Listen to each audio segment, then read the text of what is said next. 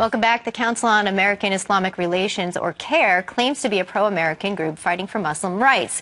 But how is this for pro-American? One of the group's executive directors tweeting yesterday, how does one balance being pretty staunchly anti-war while honoring those who died in the military? That's on Memorial Day. She tweeted that. Ryan Morrow is a national security analyst for the Clarion Project, and he says this kind of deception has always been part of CAIR's secret strategy. Hard to even read that tweet on a day that is so meaningful for those who sacrifice their lives. What was your reaction? And what do you mean by secret strategy of CAIR?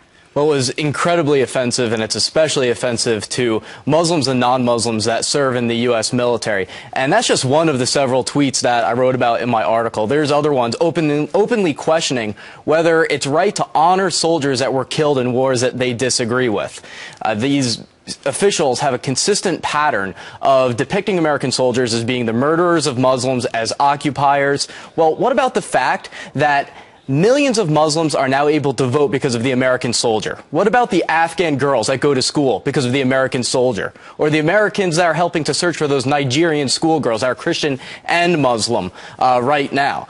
And so many Muslims have worked with the U.S. military, but that's not the message over Memorial Day weekend from CAIR officials. Instead, they're questioning whether they should honor those slain in wars that they disagree with. Right, so the photo there that was just up is the woman who actually tweeted that, and on May 23rd also this, she retweeted a quote, I believe, from the head of Michigan there in their CAIR division. If one dies in an unjust war, as you said, in which we illegally invaded and occupied a sovereign nation, should that person be honored? Again, here and in your piece, you talk about even Muslims don't identify with statements like this or that which CAIR puts forward, but yet they again and again are seen as this moderate agency.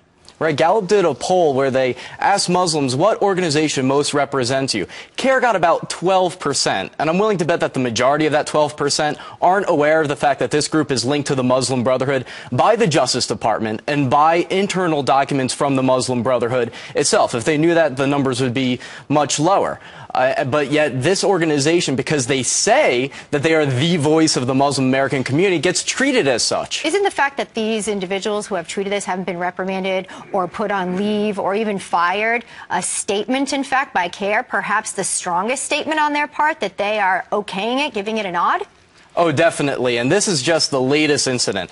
They've endorsed the Muslim Brotherhood. Hamas said all sorts of extremist statements. They don't get fired. They don't get reprimanded. And we've known from the beginning, because the FBI has wiretapped their leaders, talking about using deception in order to influence the media and the public perception of their cause. Ryan Morrow, we want to thank you. The Clarion Project is incredible to read. Thank you.